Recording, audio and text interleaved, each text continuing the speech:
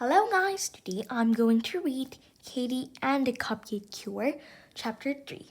Please listen carefully.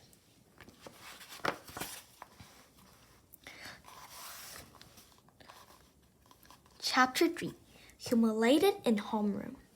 Luckily, the homeroom teacher walked in before Maggie or Brenda could say anything else.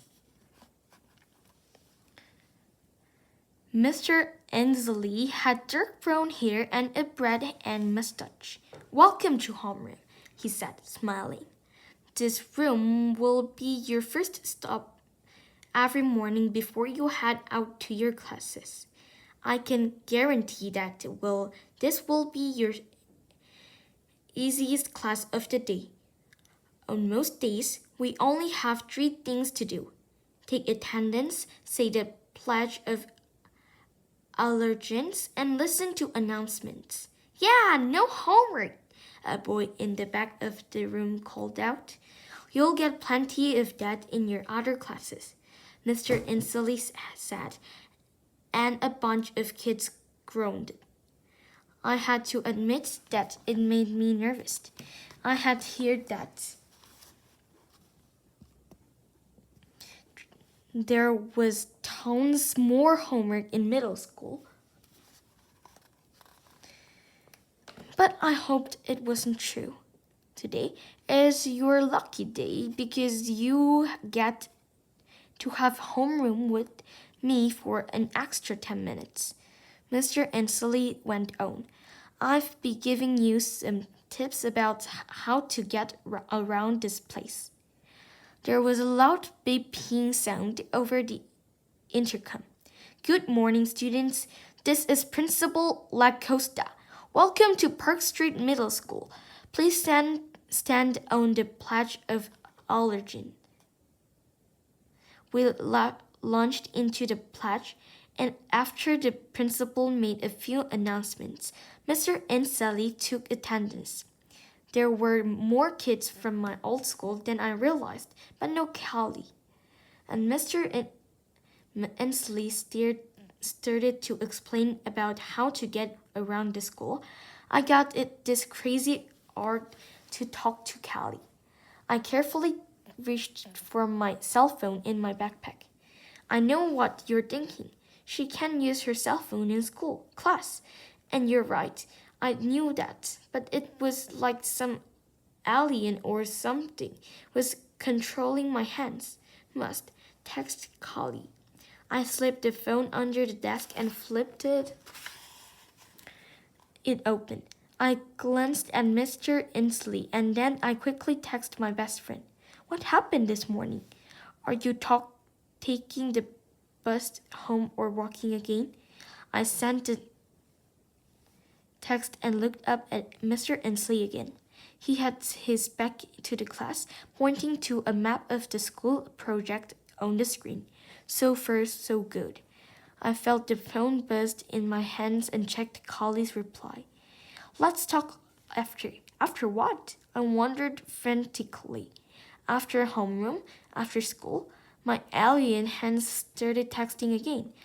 "Where are you? Where is your homeroom? Should we talk before class, or I can meet you?" "Miss Brown, is it?" I looked it up to see Mr. Ainsley standing right over me. I was so busted. I felt my face get hot. Yes," I managed to squawk out. "I should probably remind you of the rule that there is no texting during class in this school."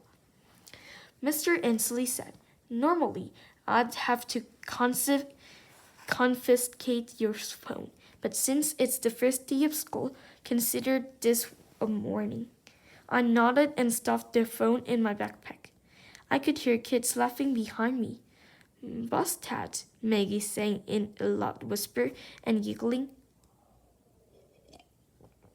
Now, did you ever wish that you could blink your eyes and magically disappear? That's exactly how I felt.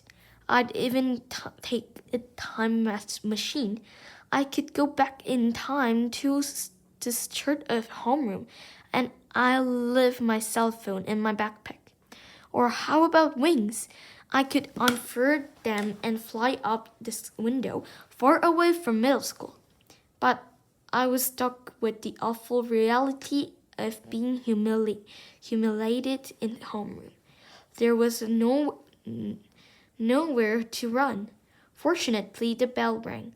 One good thing about being in the front row was that I could make a quick getaway.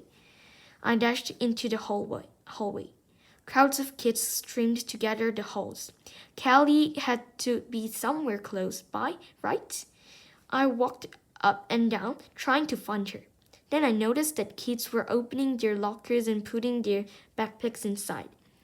I had feeling I supposed to be doing that too. Where was the schedule again? It had to be here somewhere. Found it. I took it out and tried to find my locker on the map that was on the bottom of my schedule. I had locker number 213. Isn't 13 supposed to be an unlucky number? But luckily, it was just down the hallway. The locker had a built-in lock. I spun the dial, searching for the combination numbers that were printed on my schedule. 2, 6, 26, 14, 5. The door wouldn't open the first time. The hallway was getting emptier by the second. Panic started to well up inside me. I took a deep breath and tried again. 26, 14, 5. Click. The door popped open and I shoved my backpack inside. I took out the notebook I needed for my next class, science. I slammed the locker shut and checked the schedule again. Science was in room 234 on the left leg of the U. It should be easy to find, except I wasn't sure what part of the U I was in. I guess if I had been paying attention to Mr. Inslee, I would have known where to go. I ran down the hall as fast as I could and turned the corner. Room 234 should have been the first door on the right. I stepped in the doorway breathless. I looked around for a seat. That's when I noticed the chalkboard. French bonjour. Mademoiselle Giroud. I was the wrong room. The girl with reddish hair in the front row saw me. You look lost, she said. I am, I told her. I'm trying to find science, room 234. She pointed to the doorway with her pencil. Right across the hall, she said. Thanks. I raced across the hallway just as the bell rang. I was just to be late for my very first day. Could this get any worse?